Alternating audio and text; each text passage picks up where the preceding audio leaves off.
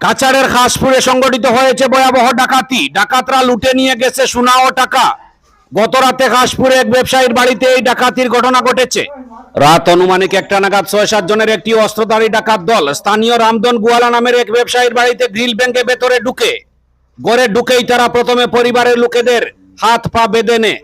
এরপর শুরু করে মারপিট।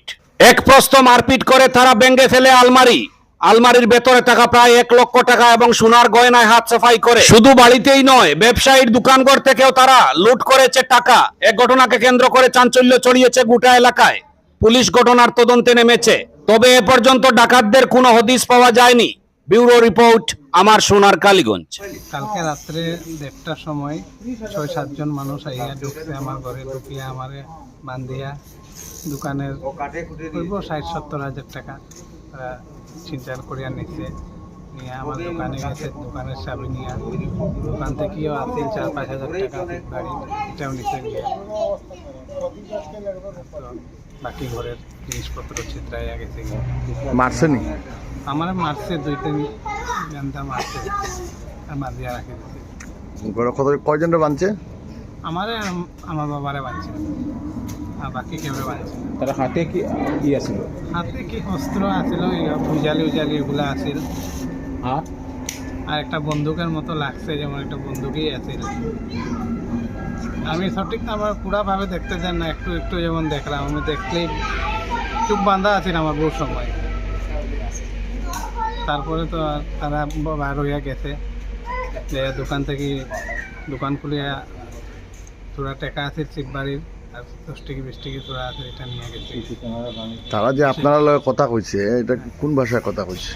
এটা তো হিন্দি, পিওরিটি হিন্দি কইছে না। এটা যেমন একটু ইয়ে টাইপ লাগে, যেমন ভাঙ্গা ভাঙ্গা।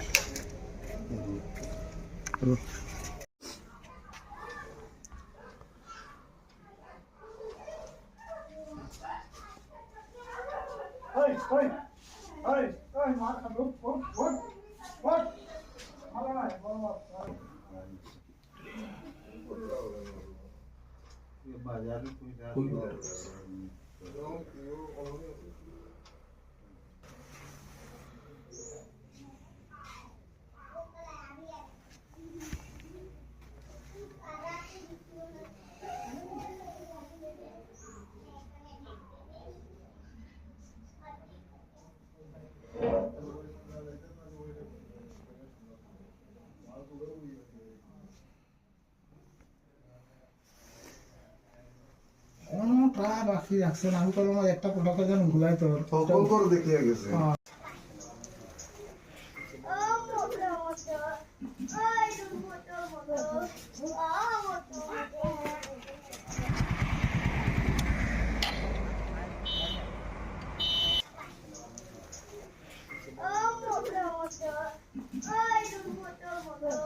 Oh,